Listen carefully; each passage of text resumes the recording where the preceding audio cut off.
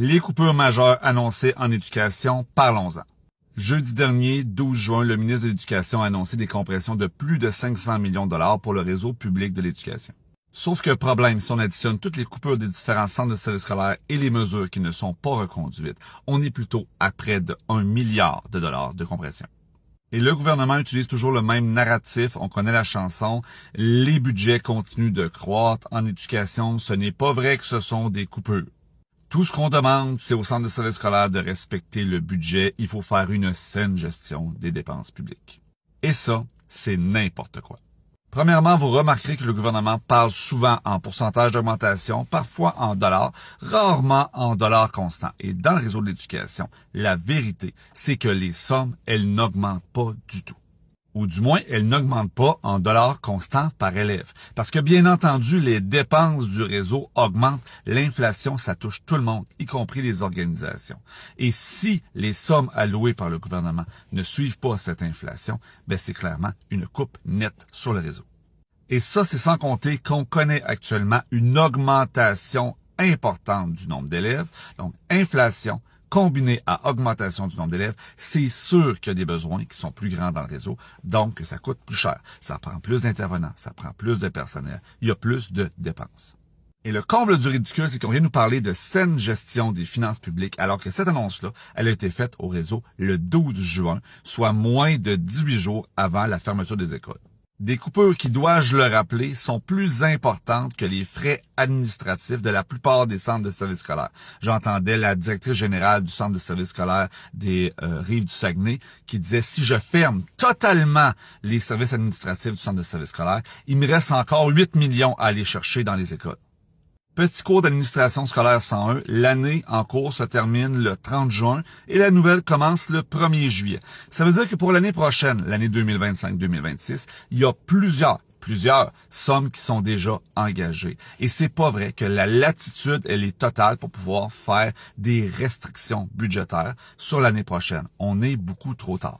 Les directions d'école savaient qu'on n'aurait pas une année où on aurait des augmentations de budget. Il y avait déjà un signal clair qui avait été envoyé en décembre, à savoir qu'il y avait des compressions à venir, puis que les années à venir seraient difficiles.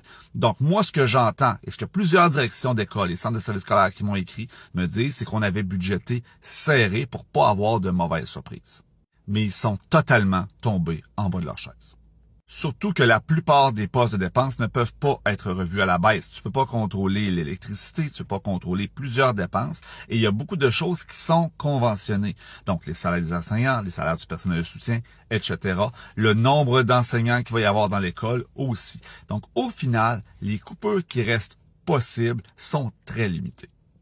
Et là, je vous le dis, les coupures qui s'en viennent vont impacter directement et en premier lieu les élèves en difficulté. Parce qu'actuellement, moi, ce que j'entends, c'est qu'on va couper des directions adjointes, donc moins de suivi pour les élèves, des conseillers pédagogiques, donc moins d'appui pour les enseignants qui sont peut-être pas légalement qualifiés ou qui sont qualifiés, mais que finalement, ils ont de la difficulté. Donc, pour nos élèves en difficulté, ça l'impacte.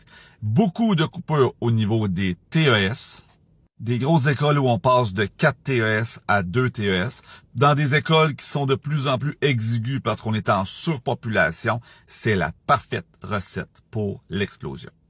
Coupure pour les orthophonistes, les orthopédagogues, les psychoéducatrices. Bref, c'est les élèves en difficulté qui vont subir les conséquences de cette mauvaise gestion-là de la part du gouvernement. Et à court terme, c'est un drame parce qu'on a des élèves qui n'auront pas les services auxquels ils ont droit, puis c'est nos élèves les plus vulnérables. Mais on a aussi du personnel qui n'aura pas le soutien auquel ils ont droit aussi et qui, au final, risque de quitter la profession. De plus, ce personnel-là, les TS, les orthopédagogues, etc., que l'on peine à recruter, qui vont se faire mettre à la porte parce que leur poste va être coupé, ils vont aller faire autre chose. Et moi, je peux vous garantir qu'ils ne reviendront pas dans le réseau. Donc, on a une perte nette d'expertise. Je sens qu'on s'approche d'un point de rupture dans le réseau de l'éducation et sincèrement, les parents, là, on va avoir besoin de vous autres. Ça va prendre des pétitions, il va falloir que vous appeliez votre député, ça va prendre des chaînes humaines devant les écoles, il va falloir que la population se mobilise parce qu'on ne peut pas accepter que ce genre de situation-là impacte nos enfants. Et malheureusement, nous, dans le réseau, il n'y a plus personne qui nous écoute. Donc, les parents, ça repose sur vous.